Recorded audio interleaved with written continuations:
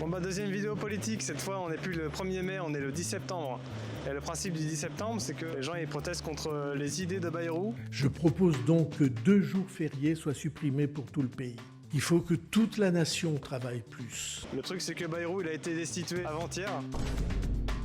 La manifestation, elle s'est appelée Bloquer tout. Le truc c'est que Bayrou, juste avant de partir, il nous a lâché un petit cadeau.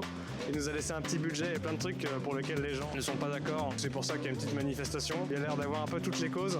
Un peu comme le 1er mai, j'ai l'impression qu'on va interviewer les mêmes gens. On y va? On y va.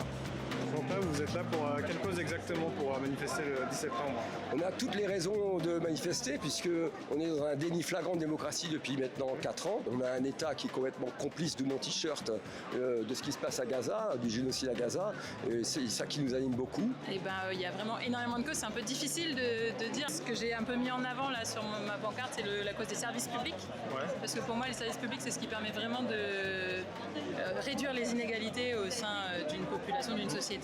Je considère que les politiques d'aujourd'hui, il y a plein de politiques qui sont quand même proches des gens d'extrême droite. Il y a plein de trucs qui sont proches aussi de la période de montée du nazisme en Allemagne dans les années 30. Les politiques libérales, les politiques économiques d'aujourd'hui, c'est des politiques de merde. J'aimerais bien qu'on respecte le résultat des élections législatives de l'an dernier.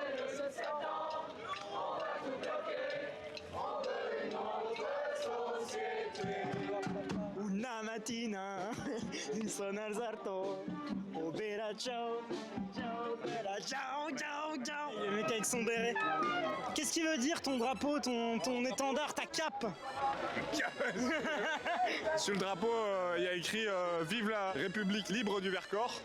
C'est un hommage à tous les maquisards, tous les résistants du maquis du Vercors.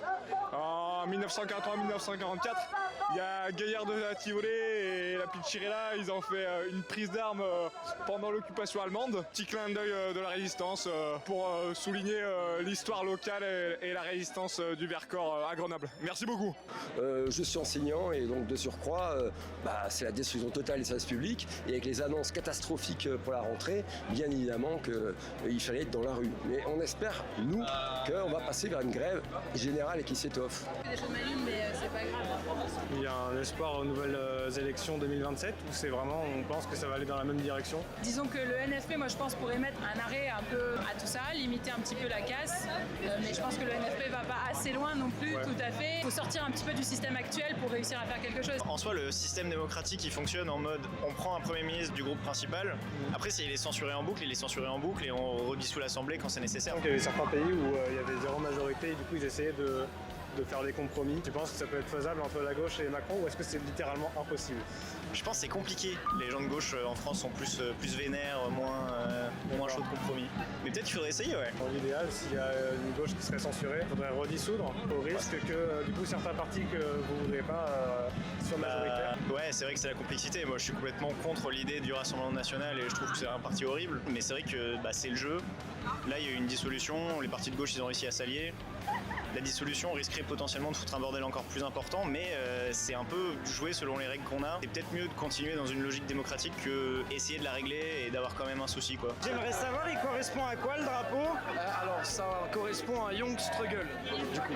Et qu'est-ce qu'un Young Struggle? Young Struggle, c'est une organisation socialiste qui se veut internationaliste. Le constat de base, c'est de dire qu'en France, on a une société qui est fondée sur un pacte racial, qui nous permet en France d'avoir un niveau de vie bien plus élevé que partout dans le monde. Et après avoir pris conscience de ça, l'idée c'est de dire ok, et nous, en tant que socialistes, on va apporter notre soutien et notre aide aux personnes qui sont dans des luttes de libération nationale. C'est le budget des filles de Bayrou qui a été l'étincelle, mais il n'y a pas que ça, c'est beaucoup plus profond.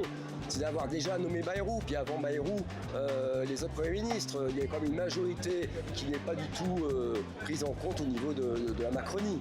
Donc après avoir nommé tous les premiers ministres après la dissolution, le cornu c'est celui de trop, je sais pas si vous avez vu. Bien sûr, le cornu, le ministre de la Défense, de l'Armée, c'est la pire des choses, c'est aussi un jouet de la Macronie. Avant de terminer, est-ce qu'on peut voir un petit peu les pancartes? Oui, alors j'en ai deux ce matin en fait, mais on s'est rassemblés à Saint-Égrève pour faire un atelier participatif de création de pancartes. On en a fait plusieurs. France 3, vous avez fait à peu près la même interview, vous avez montré un peu les pancartes. Ouais, c'est ça, ils sont partis partie de la pancarte. Ah, ça aurait été mieux l'inverse, que vous échauffiez avec nous et que vous finissiez avec France 3, quoi.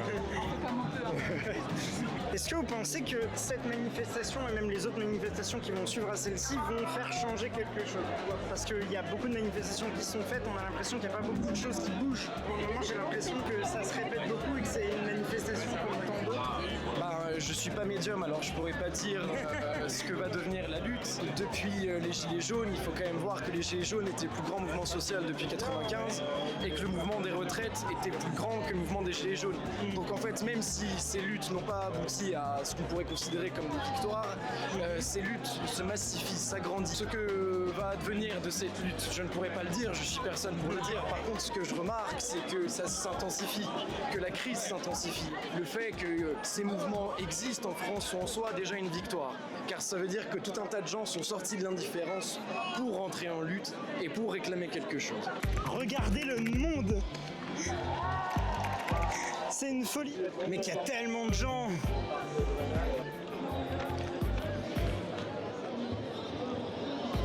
Vous êtes là pour la manif en même temps ou pas? Moi je viens là tous les jours, donc... Rien à voir avec la manif. Rien à voir avec la manif. Vous avez pas défilé? Non. J'évite en ce moment. Alors bon, moi je suis régulièrement à LFI, la France Insoumise, quoi. Insoumise. Voilà. Le dernier truc que j'ai regardé, c'était la taxe Zuckman. Vous avez entendu parler un petit peu, non? C'est la taxe Alors moi, riche. par contre, si vous êtes bien dans le coup, tout ça, enfin, je veux dire, dans les luttes sociales, moi je me rappelle qu'en 95, on avait vraiment activement participé à l'époque du plan Juppé, qu'il s'agissait de taxer le capital, en fait. Voilà.